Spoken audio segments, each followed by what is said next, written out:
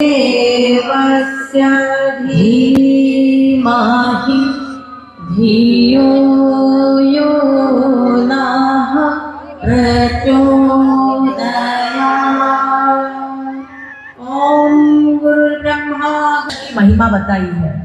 आप लोग सब जानते हैं, किसी बेटी की शादी होती है तो सबसे पहले कलश स्थापन करते हैं।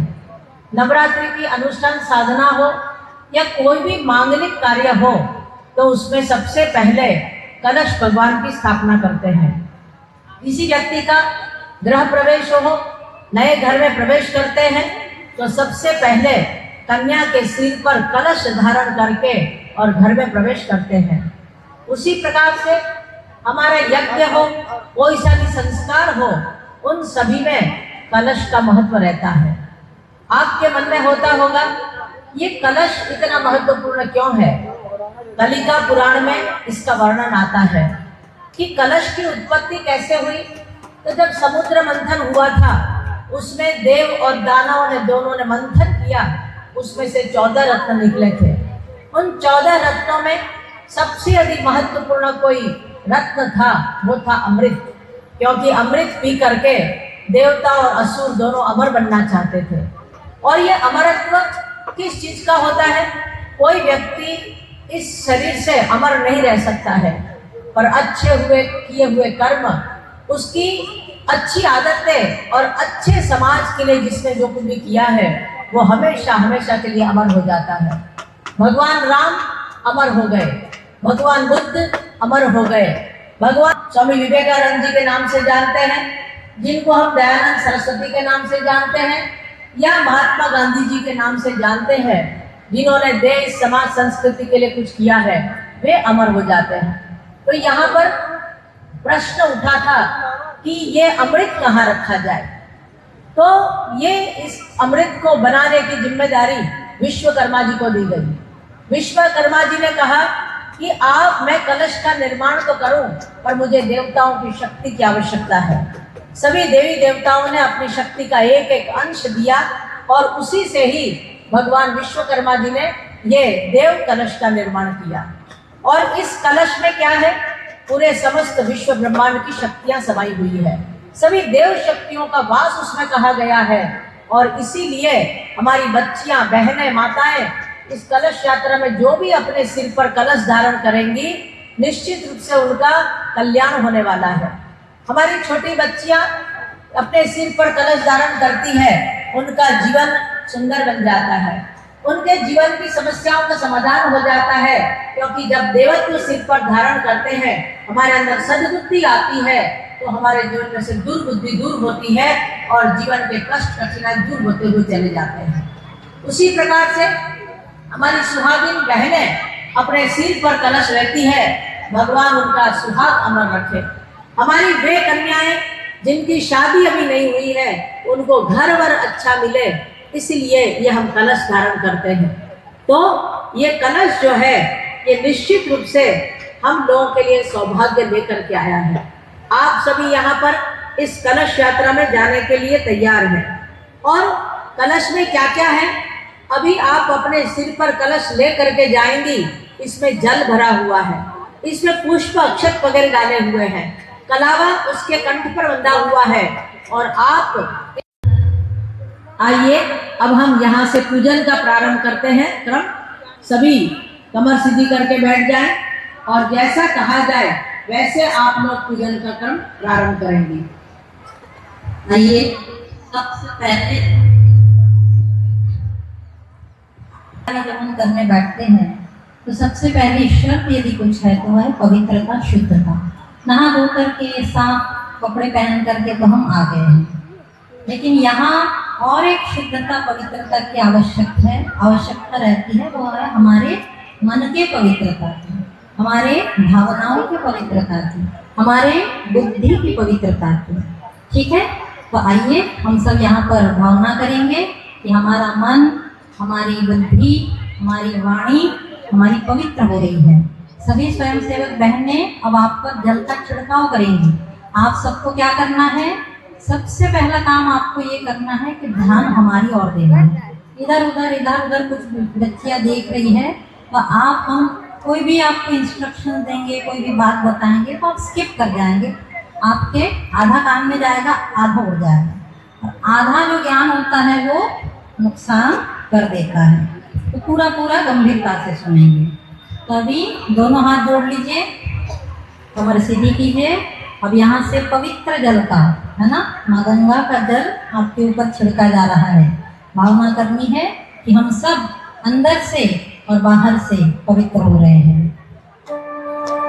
ओम पवित्रः पवित्रो वा सर्वावस्थांगतोऽपि वा यः स्मरेत् पुण्डरीकाक्षं समाह्याभ्यन्तरः शुचिः। ॐ पुनातु पुण्डरीकाक्षः पुनातु पुण्डरीकाक्षः पुनातु।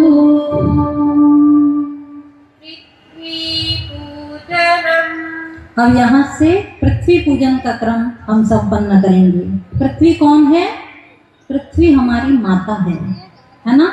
जिस प्रकार माँ हमारा पालन पोषण करती है, वैसे ही ये धरती माता पूरे प्राणियों का, पूरे पशु पक्षी वनस्पति जगत का ये पालन और पोषण करती है।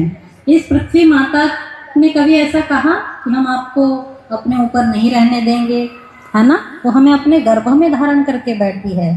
तो ये क्या है? ये उसकी उदारता का प्रतीक है। हम नाना प्रकार के विचित्र अच्छे बुरे कर्म करते हैं, लेकिन कभी उसने हमारा त्याग किया क्या? नहीं। और ये किसका प्रतीक है? ये क्षमाशीलता का प्रतीक है। तो हम माता पृथ्वी का यहाँ पर पूजन करेंगे। आप दोनों हाथ धरती माता को स्पर्श कीजिए। सभी लोग दोनों हाथ धरती माता को स्पर्श करेंगे, भावना करेंगे कि हम माता पृथ्वी का पूजन करें। मंत्र हम बोल रहे हैं। ओम पृथ्वी त्वया धृता देवी त्वं विष्णुना धृता त्वं धारय मां देवी पवित्रं कुरुतास्मनम्।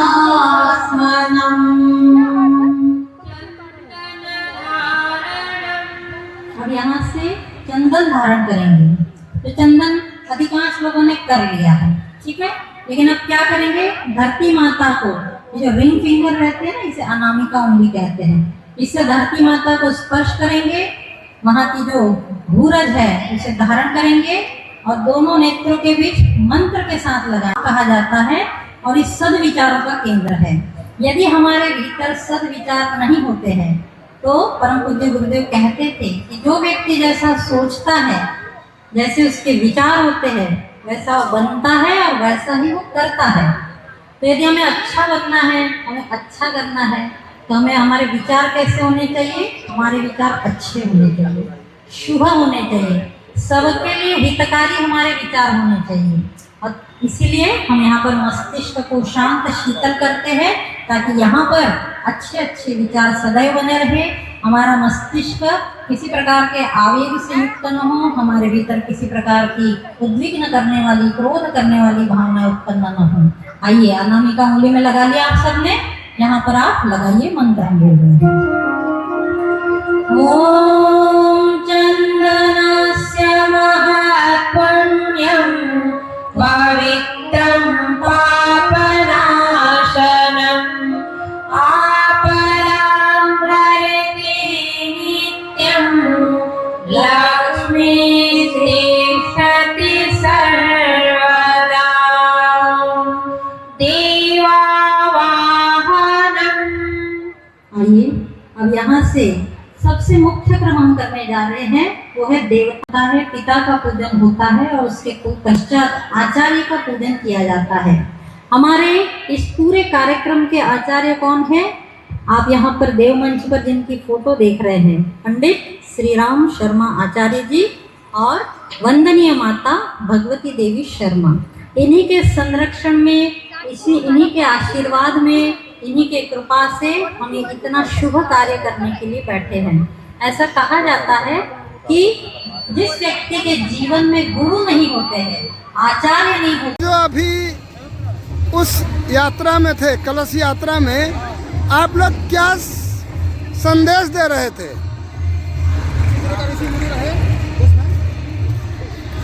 एक मिनट एक मिनट।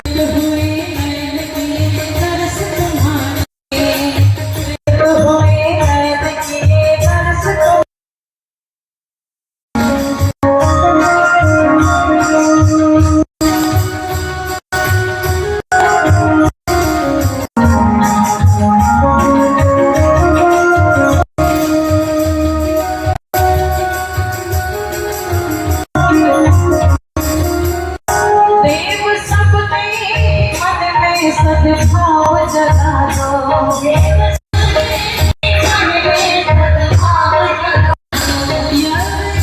रूप जीवन के कर्म बना दो, और रूप जीवन के कर्म बना दो। तेरा ही ज्ञान धरे सांझ सकारे, तेरा ही ज्ञान धरे सांझ सकारे। मृत्यु हुई नैन किए तरस तुम्हारे, मृत्यु हुई नैन किए तरस तुम्हारे, नैन किए तरस तुम्हारे, मृत्यु हुई नैन किए तरस तुम्हारे, मृत्यु हुई नैन किए तरस तुम्हारे, मृत्यु हुई नैन किए तरस तुम्हारे।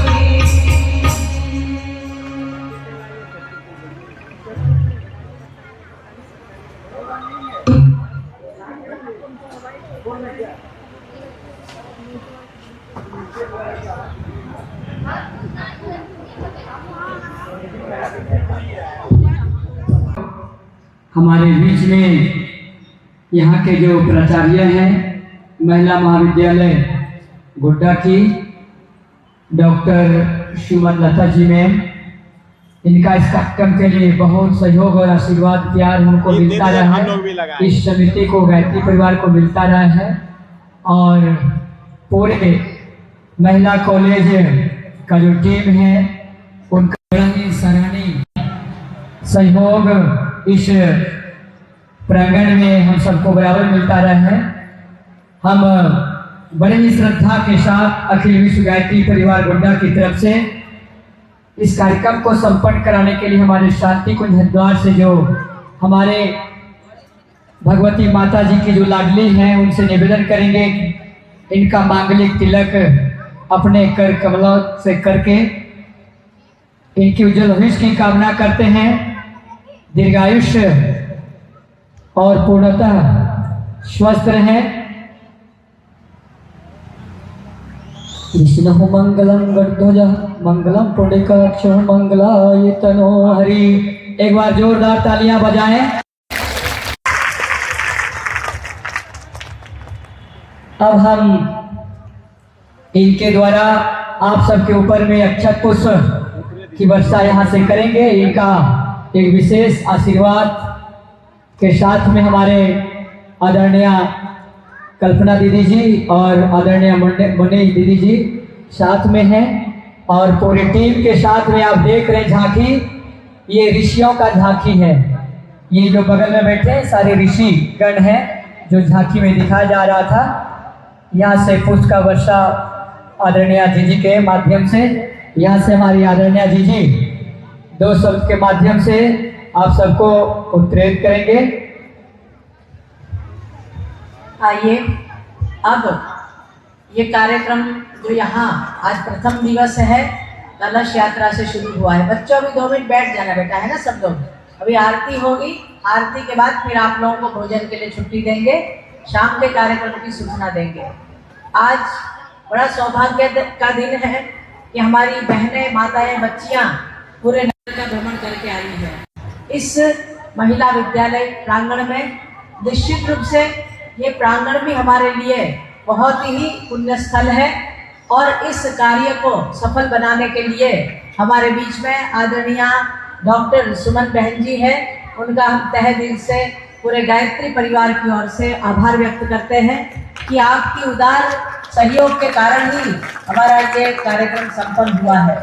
अब हम आपसे विनती करेंगे कि ये कार्यक्रम जो यहाँ शुरू हुआ है उसका मूल उद्देश्य है बच्चियों के अंदर एक समग्र विकास हो, उसके लिए प्रयत्न करते हैं। बच्चियों के अंदर आत्मरक्षा से लेकर के अपने self management, self development, personality development, इसकी बात क्या करेंगे।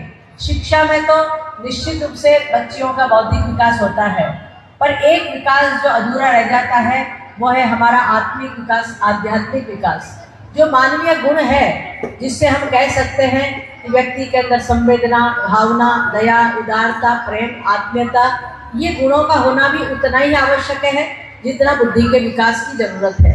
क्योंकि बिना इस गुणों के हम जीवन में जिस किसी क्षेत्र में जाते हैं सफलता प्राप्त नहीं कर पाते हैं। भौतिक सफलता तो मिल जाती है, पर सफलता प्राप्त करने के बाद भी कहीं अधूरापन रहता है। व्यक्ति के अंदर कहीं ना कहीं अभाव खटकता है, दुख, परेशानी, पीड़ा हो जाती है।